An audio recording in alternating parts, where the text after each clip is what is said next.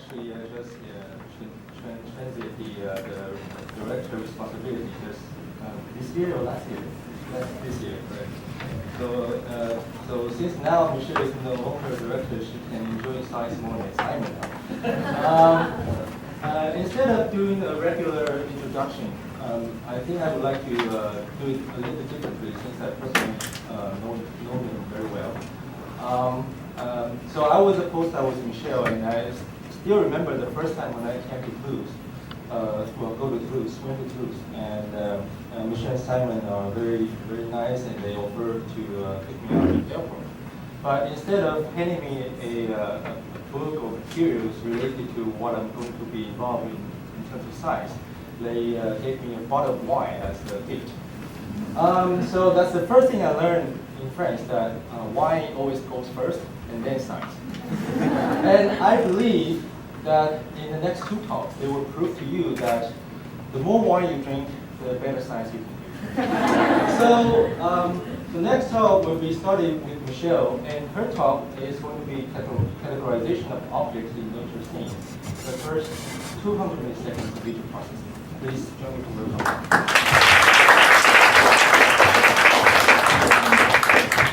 Well, thank you very much, James, for this introduction. The first thing I would like to do is to thank all the organizers and all the people that participate in the organization of this meeting, because it's really great. It's a real experience, and we are really well looked after. So thank you very much for this organization. Now I would like to attract your attention to a few things in the title. The first 200 milliseconds of visual processing. I don't want to talk about any kind of time-consuming processes, just what kind of cognitive task you can do with less than 200 milliseconds of visual processing. And the second thing is that I will talk about real objects. We have heard a lot about simple objects. I will talk about real objects in real photographs of natural scenes. And something which is not in the title, I will sometimes throw a few results about monkey behavior, because we know a lot about neurophysiology in monkey, and it can help a lot to interpret our results. Okay. So I will show you a little film just to show why I'm interested in very rapid processing. And I'm sure you will know what the common object to all the scene you will see.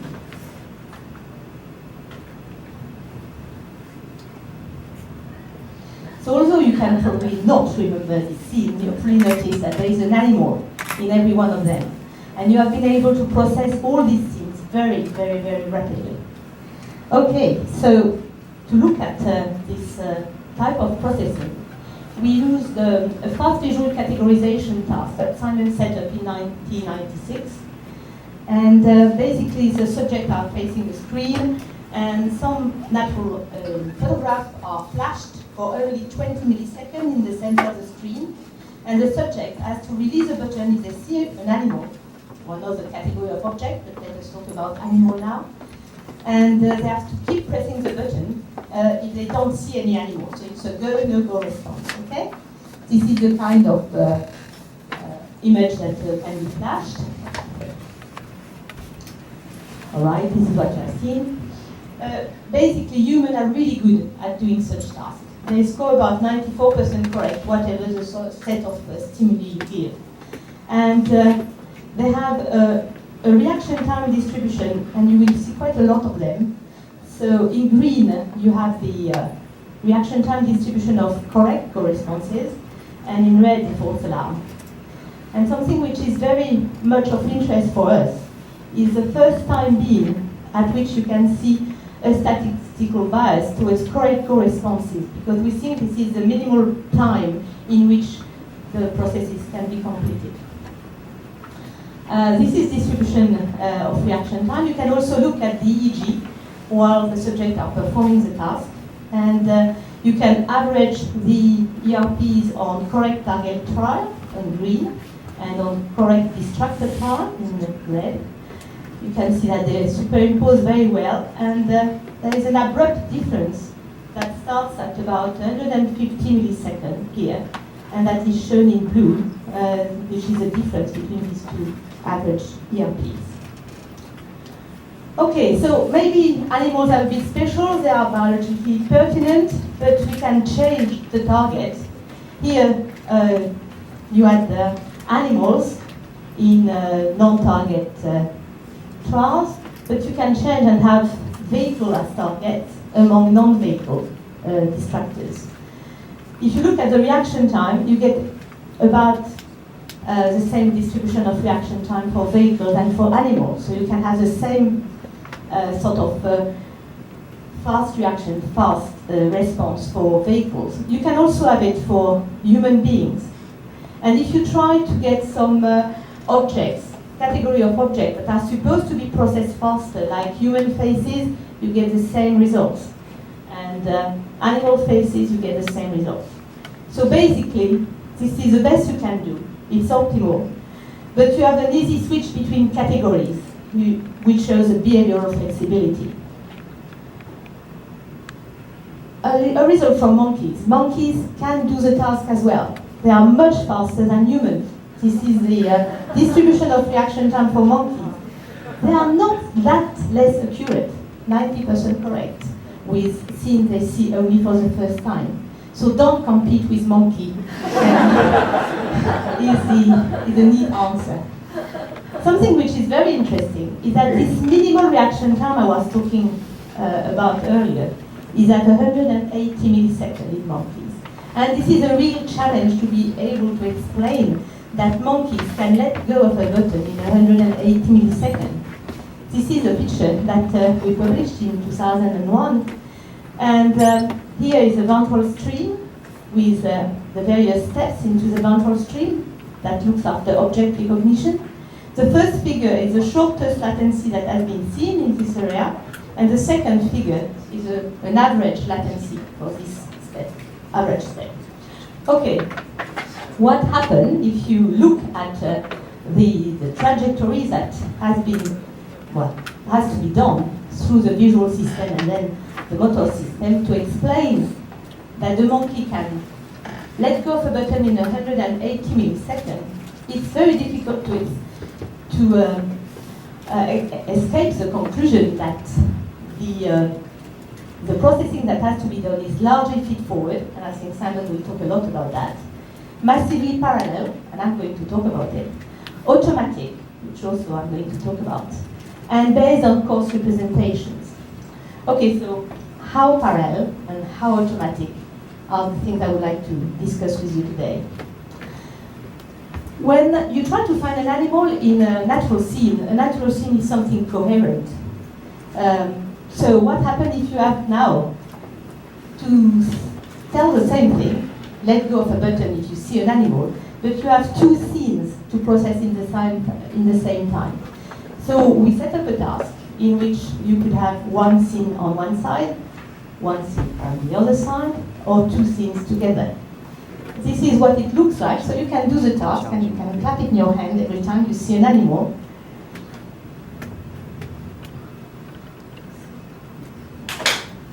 Good.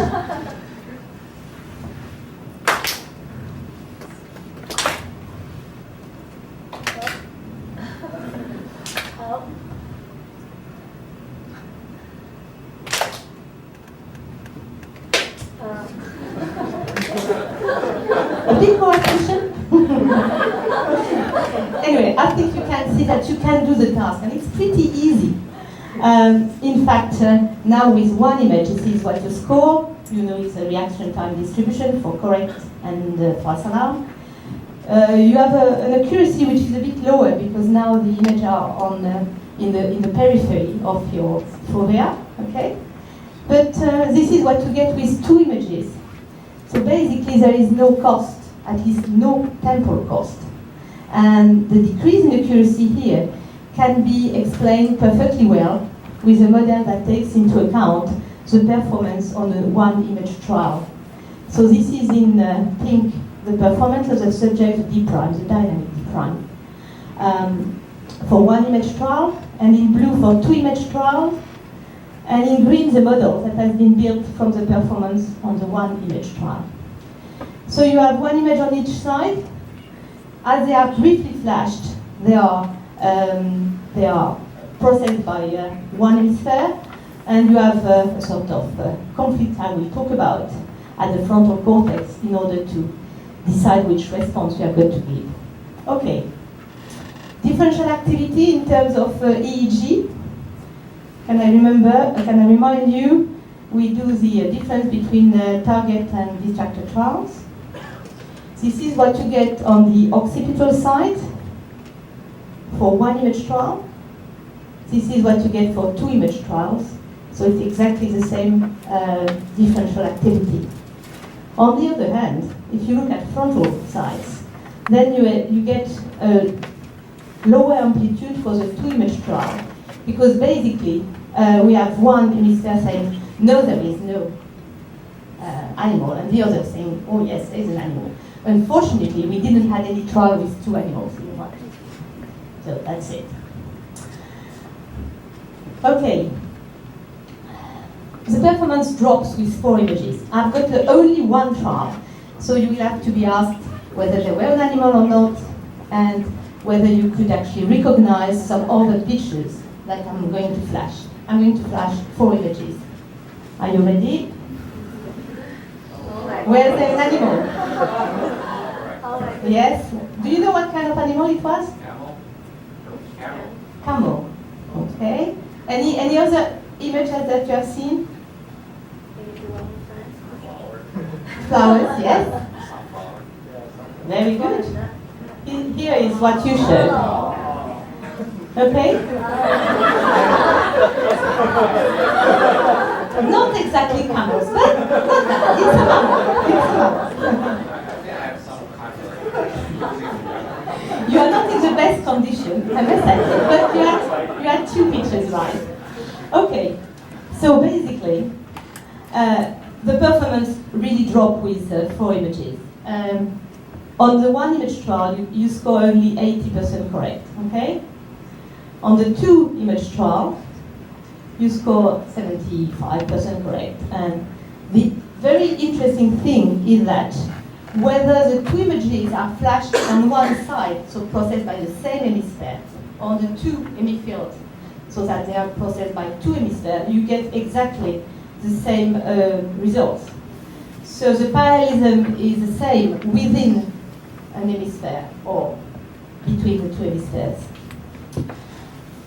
For image, obviously you get a reduced accuracy. It's almost explained by the same model, but I will say that here we are at the limit of the parallelism in the visual system. Okay, the distribution of reaction time with one image, with 2 images, no cost, except of course the cost in accuracy, and with 4 images, no cost as far as the reaction time is concerned. Again here, just to show that when the 2 images are flashed on one hemisphere, so processed by the same hemisphere or processed by 2 hemispheres, you get very similar response time distributions. Okay? And about differential activity, remember we had no difference in the occipital part, but we had a conflict on the frontal part. So this is what you get with 2 images. It's about very similar to what I showed you previously. But with 4 images, you definitely get a difference here. So basically, we are at the limit of the parallelism. Okay. What you can conclude from that first experiment is that you don't need focused attention to process an object in a natural scene.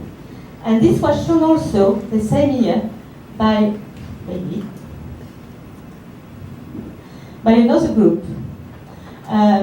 Fei Li, Ruffin van Hoelen, Christophe Koch, and Pietro Perona, using a dual path paradigm.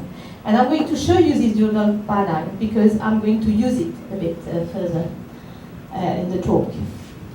So, what happened in that paradigm? You are asked to focus on the fixation cross, and you have a demanding attentional task to perform in the center.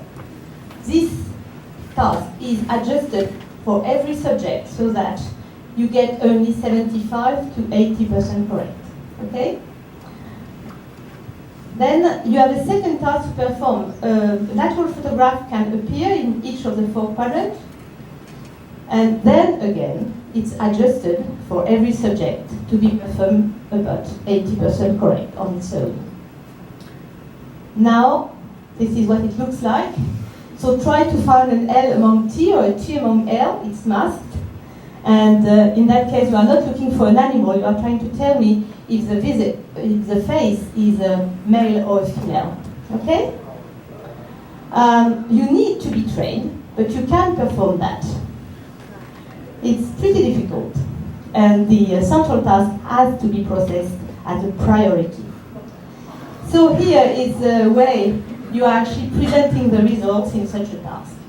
You normalize the central performance at 100% when you are asked to perform the central task on its own. You normalize the peripheral performance at 100% when you are asked to perform the peripheral task on its own. The interesting thing is what happened to the peripheral performance when you do the 2 tasks in the same time. As you have to give priority on the central task, your result should be here, okay? And the best way to look at what happened is first to throw a task which you know is attentional demanding, like, is this disk red on the left side or on the right side?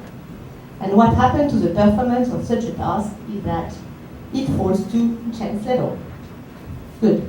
Now, what happens if you have to tell animal among non-animal? Well, you are very good. You are almost at 100% correct. What happens if now you are looking at a vehicle among non-vehicle? You are not bad.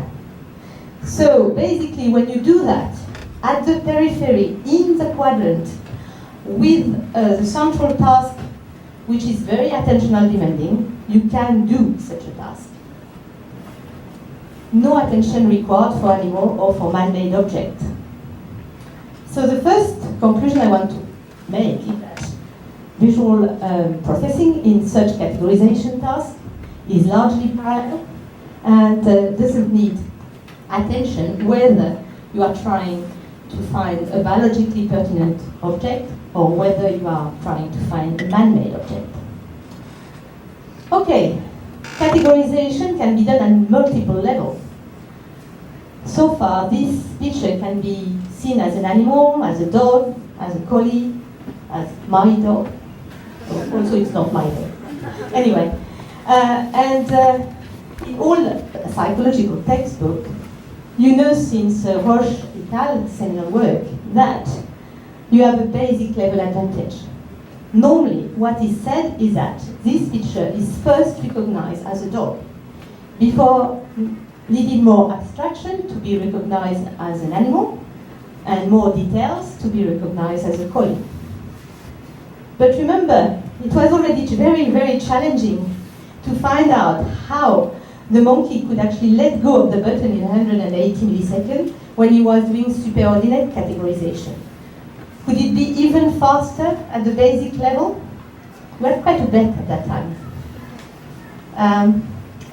And there is a large controversy actually since 2005 with the paper from Spector and Canwisher, who claim that as soon as you know it is there, you know what it is at the basic level. And two other paper published a few years later saying, no, it's easy to detect an object. It's easier than categorizing it. Okay, back to our task then. Back to our fast categorization task. What happens if I take, for example, a picture of birds and I ask subject to categorize them as animal among non-animal distractors or as birds among distractors that are non-animal or that are non-bird animals?